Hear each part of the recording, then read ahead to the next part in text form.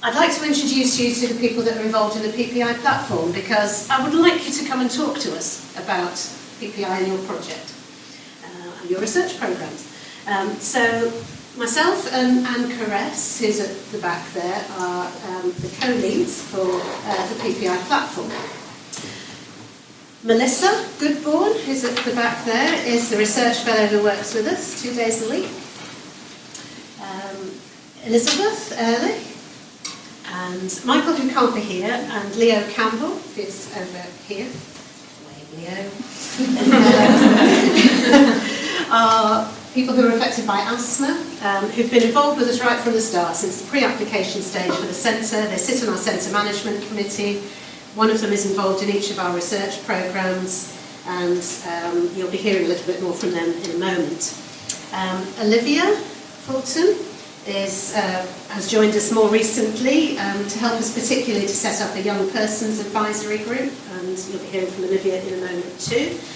Courtney Coleman from Asthma UK, she leads the PPI work for Asthma UK, is a huge support to us, and Monica from Education from Health, well, you've heard from Monica about how much it matters to her, and also Lynn, who you all know is the centre manager, supports our group as well. This isn't to talk about what PPI is, or why it's important, or what the benefits are, but I thought I ought to just put up one slide just to make sure we're all on the same page here. So what we're talking about in terms of patient-public involvement is a very active process where people affected by asthma, whether that's as patients or family members, are involved as part of your research team. So the 5 stages that Monica talked about, from research idea to dissemination, people who have real-life experience of what it's like to live with asthma should be influencing the research questions that you ask, your research design, and how you communicate that to the public. It's not about recruiting patients as participants to your studies. That's the most common misconception, I think, that I deal with day to day. It's not the same as public engagement, although it is linked. Public engagement is much more about the dissemination end of things, where you're communicating the value of your research and its results to the public. The main benefits, I think, are that it adds a different kind of expertise to your research team. You know, you're very good at the science. This adds a different kind of expertise and ensures that our research is relevant to the people who will ultimately benefit from it. PPI in a nutshell, that's it. The rest of the talk is going to be very much about how we can help you to deliver this ambitious programme. So I'm just going to stop there for a minute and ask you, how many people feel that you have involved people affected by asthma in this kind of way in your research? Could you just give me a quick show of hands? Okay, fantastic. How many of you have had training to do that? I just came and asked you that. That's an option that I'm going to explain more about. That's fantastic, okay. So there were only 2 hands, I think, about people who'd had training, and one of them sits on the PPI platform. So, okay, I think we've already identified a need in the room, so that's great. I'm going to hand over the floor for a few minutes to Elizabeth, Leo and Olivia, because they'd like to tell you about why they get involved with us. They each give a huge amount of time and effort on a voluntary basis to support us enormously, and they have some hopes for what we're going to deliver for them. So, Elizabeth, I think you can go first. I think I got the short straw. Yeah, Yes, you all elected me first. we did. For those who've heard me speak before, I want to make one apology, and that is my allergies are playing up, so if I'm a little bit less fluent than the last time you heard me, please accept my apologies. I think I'm correct, but I know I'm correct when I look around the audience here, all you eminent people, and say that I have had asthma for longer than any of you have been alive. I think you should appreciate that there are those of us who've had asthma for decades. I have gone through every kind of medication that you can have, from the atomizer that was that size you couldn't carry, to the pocket atomizer that you could carry, and as far as I was concerned in the 1950s, that was freedom, to the inhaler, And then I had a dreadfully bad attack of asthma, and I was taken to hospital unconscious. And I'm told it was quite close. So I know what that's like. I know what it's like to have attacks of asthma where you wonder whether you will ever breathe normally again. I am incredibly lucky, and I bless Harry Morrow Brown. I took part in the drug trials, that's my claim to fame, for the inhaled steroids, and have been I stand before you as one of the longest ever to have this drug, 44 years, into the 45th year. And I consider myself blessed. I am jealous of the drugs that exist now when I consider what I went through, but I am so grateful that others have the opportunity to benefit from that. I'm delighted to be here and to see that the progress that the centre has made. As I've said to several people since I've met them yesterday and today, this is my baby too, because I was in at the beginning. And I've seen this grow. And I've seen what's happened since the launch in May in Edinburgh, and now. And it is phenomenal, the progress that has been made, and it's immensely encouraging for those of us with asthma. I am totally enthusiastic, committed, and passionate about the centre, because it's delivering for me, if I can be selfish, and for others, for millions, or whatever the figure is, because it's far more than you think it is, have asthma. Because I taught, and I know how many there were in each class, and the figures are very different to the ones always quoted. We're going to see the benefits of the work that the A-team is doing throughout the universities. I think it is absolutely fantastic, the cooperation amongst the 13 universities, and I know that there are others involved. The best, how can I not feel passionate about something where the best brains in the land are working for me? Who else, apart from asthmatics, can say that? It is absolutely fantastic.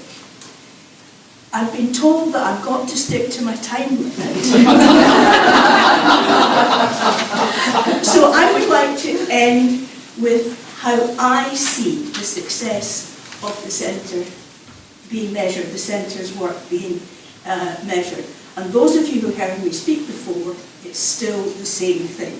I know that in medical scientific terms, the measurements are the reduction in acute attacks. Please God that happens. In hospital admissions, and particularly the reduction in deaths. But I also see it slightly differently. That more asthmatics, on a more personal level, more asthmatics participate fully in life. More children attend school more often. Students attend university more often. Those in work are able to go more often. I'm immensely proud of the fact that my head teacher told me, there's one thing, Elizabeth, you will never get early retirement on health grounds. You're here far too often. And I want that for everybody. But I also want people to participate in leisure activities. And somebody mentioned the benefits in cost. Yes, there's a benefit for the country as well. And resources being available in other areas. That's why I care.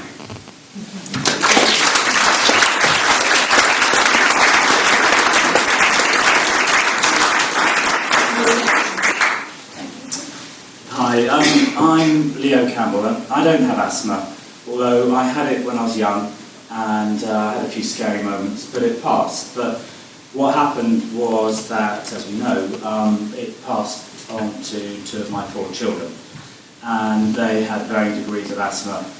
And specifically, well, actually, I'll just quickly say that my background is in advertising. So I'm not a scientist, I'm not an academic, and I'm not a grant giver or writer or anything like that. I come from a completely different perspective. But there's obviously a reason why I am here in this room today. And when it comes back to something Erica said early on, which is that, you know, through life things happen. And the thing that happened to me was that, is that my daughter, my 9-year-old daughter, Polly, she died from what was called an asthma attack. And obviously that changed the lives of not just me and my family, but a whole community. And I saw the impact of that. And it's still, although it was a long time ago, it's still very relevant now in the community and obviously the family and so forth. And until a few years ago, for many years afterwards, I couldn't have stood up and had a conversation like this or described it, because it would have been uncomfortable for everybody because I couldn't cope with it. But things pass over time and you stop and analyse things and realise that maybe there is something you can do from all of that.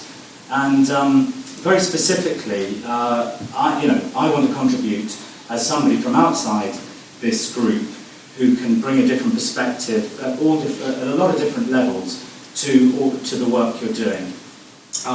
But specifically, the one area that interests and intrigues me, and it may be a bit controversial, I don't know actually, I haven't really run it by many of you guys, but my daughter was one of those 1,000 a year people, but I think the statistic that Rob mentioned earlier was that 55% of them aren't severe people with, I think you called it problematic severe asthma. But, so what is it that turns somebody, because my daughter was never, I had no idea that my daughter was ever conceivably at risk. There was no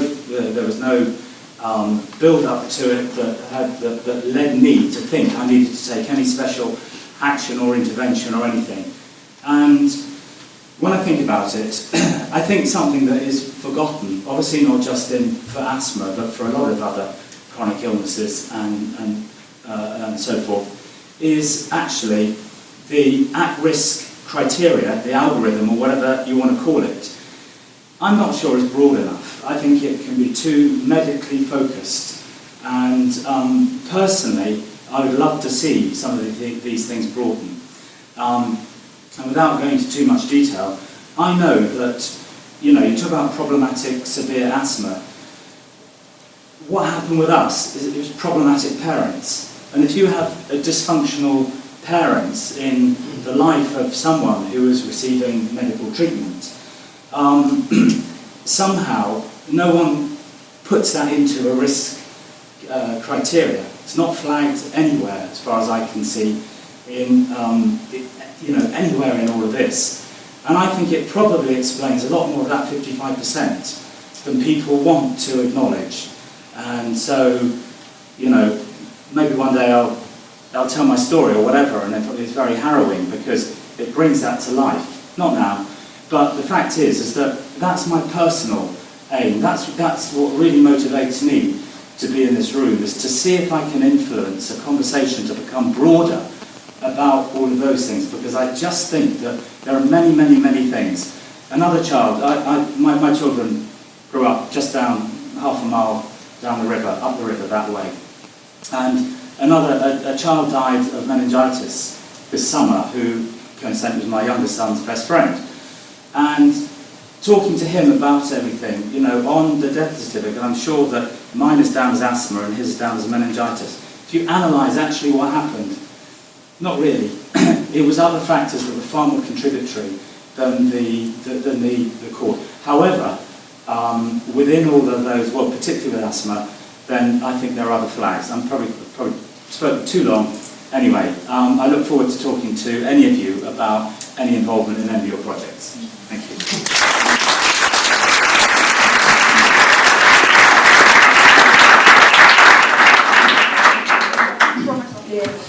My name's Olivia, and I'm very new into PPI. I came into it by default, really, from doing an interview for the newspaper for World Asthma Day, and then doing a radio interview, and then I met Allison, and the rest is history. But I've been asthmatic all my life, and it's been something that's dictated much of my life.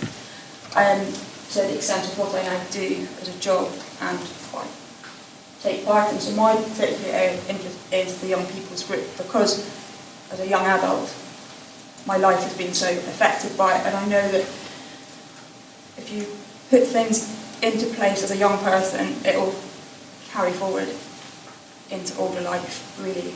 And I don't want to have to see other people have their life dictated, really, as much as I have by asthma. And including doing PPI within research, and particularly using young people, which we managed to get to, it means that the research isn't being just done for academia, it's actually making a difference, and it's having very real benefits to people, not just for a piece of research. It's going to actually make a difference at ground level, rather than having your names being published for something. It's actually probably got a bigger impact to the people who you're affecting, and by having people with asthma involved in that makes such a big difference. So that's really why I'm involved, and it's a very quick. Elizabeth and Leo did such a good job. But one thing I don't want to be a sort of shot tactic, but I guess it kind of may be, that's just from what Leo said. I was thinking about the asthma deaths and the statistics of it, and it's Elizabeth's favourite thing, modern technology and Facebook. But recently I went through my Facebook, and I know that I have 6 friends on Facebook that have died from asthma that I haven't deleted yet, but that was one of the statistics that if that number at the end of this funding could still be that. Sorry.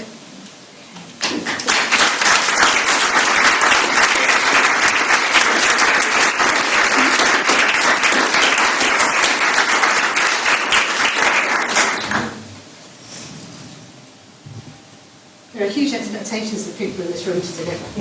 Okay? No pressure. How can we help you? We have a huge amount of expertise and enthusiasm to help you take this forward. Why we exist is to raise awareness and understanding about PPI. We're here to support you in developing PPI for your research programs, for your platforms, for all your projects. We were set up to develop our patient advisory group. I'll come back to that in a minute because that's one of our success stories. We also want to demonstrate how and why PPI makes a difference to our research. So what can we do for you? Well, we can support you to develop whatever methods you require that suit your research. That's not going to be the same for everybody.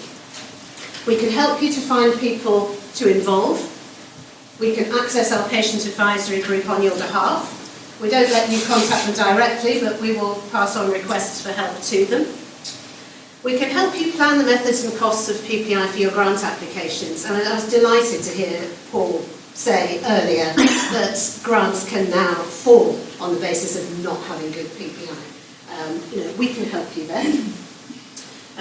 We can also, once you've set up PPI for your projects, advise you on how to make it a success, how to make it work. Should it go wrong, we can help you out. Sometimes it goes wrong if it's not planned and thought through properly, or if people perhaps do it in a little bit of a tokenistic manner. And we can provide training for you as researchers if you would like to know more about how to do PPI effectively. And we can provide training for people who get involved with you if you think that they should require it. The patient advisory group is now 75 people, I think, and growing all the time. This was set up pre-application stage.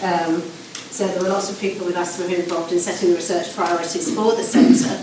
And we're now trying to expand it to make it a little bit more inclusive of all the 4 corners of the UK. You've had a little flavour of how much enthusiasm there is. This is a quote from Wendy, who's a parent of a young child with asthma who's been involved in all sorts of things with us, various research projects, PhD, studentship panel. He says, I feel really encouraged that all this exciting research is going on that's going to help children with asthma lead better lives. And she feels privileged to play a small part in it. And that is replicated, by almost everybody that is involved in our patient advisory group. They really want to help, and they really love hearing about all the exciting things that you're doing. As I said, people are involved in priority setting for the AUKCAR. The PhD studentship review panel was set up from the patient advisory group. We had a panel of 12 people affected by asthma who commented on all the studentship applications. And those of you that put in applications will know that you got feedback from the patient panel on the basis of what they thought of your methods or the importance of your research question, and also on your plans to involve people. And if you didn't plan to involve people at this stage, then they would have told you about it and suggested that you might think about that. Chris, your consent to contact study, we asked the patient advisory group to comment on your information leaflet, and you got some quite helpful feedback from 15 people, I think, who contributed to that. Some of the patient advisory group have been involved in successful grant applications, so Hilary works with Elizabeth in particular to have very good, robust PPI in your new programme development grant. And Andrew, you've worked with Michael Bang, who's not able to be here for this meeting, and I think that's been really helpful. I also mentioned Elizabeth's speech at the official launch. For those of you that were in the room at the time, I don't suppose you've forgotten that, because it was hugely impressive and made a great impact, not just on the researchers that were in the room, but on the members of the Scottish Parliament and the lay people. And that's really important in terms of getting across our message to the wider community. These are the things that we're working on particularly at the moment. We are, as I say, trying to expand our patient advisory group. My idea is that it will soon be probably maybe 50 to 200 strong, which is a tremendous resource. We're developing the Young People's Advisory Group with Olivia's help. We're also working on a way of helping you to capture the impact of the PPI in your projects. It's really important to us that we demonstrate why this works, under what circumstances, and what makes it a success. So we're trying to get a nice simple form for you so that you can record that. Please let us know what you would like in the way of training. Do you want something online? Do you want us to do some research training for particular research groups? Just let us know and we'll see what we can do. And we will hope in time to develop some of our own grants and publications based on our PPI work. So what can you do for us? Well, start to think PPI as soon as you have your research idea, and get in touch with us and ask us, for advice. If you want people to review stuff for you, they do need a bit of time.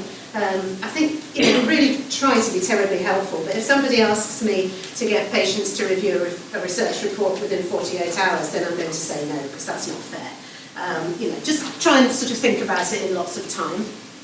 We really do need you to budget for PPI in your grant applications. We've got a very limited resource, and I think there's going to be a point at which we get overwhelmed. And we've been doing a lot of talking about all the things we can do to help you, but we're not limitless resource, so we need you to get funding for the PPI work in your grants, please.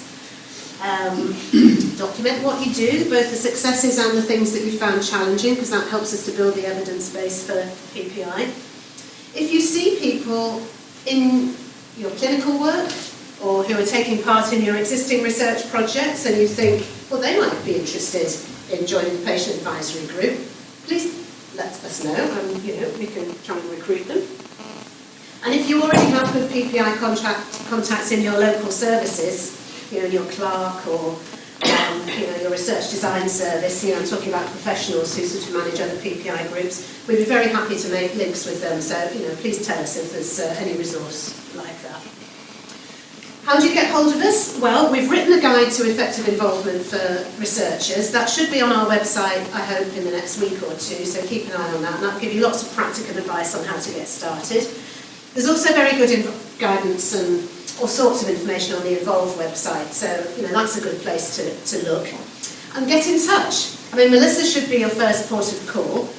She works 2 days a week, so if she's not around, then you can contact me or Lynn, and Lynn particularly for advice on the financial aspect. So if you're doing a grant, Lynn can give you good advice on how to do the costs for that.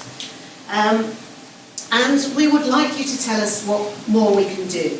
I don't know if you want to take questions now, or do you want to leave it to the... Yeah, okay, we'll leave that to you. But come and seek us out. We will be after you if we haven't heard from you, actually. New PhD students, we'll be coming to offer our services to you. But, please come and find us and have a chat about your plans, and we're very happy to try and advise you. Lovely. Well, if you were oscillating before and you weren't persuaded, well, hopefully you're persuaded now, and really grateful for the team. And they'll be around this evening and tomorrow to talk. And I remember when Sam's brainwave of putting all this together originally was the word applied. And remember, this is what it means. It's applying it to practice and to patients to make a difference. So thank you very much indeed. And thank you, Ian.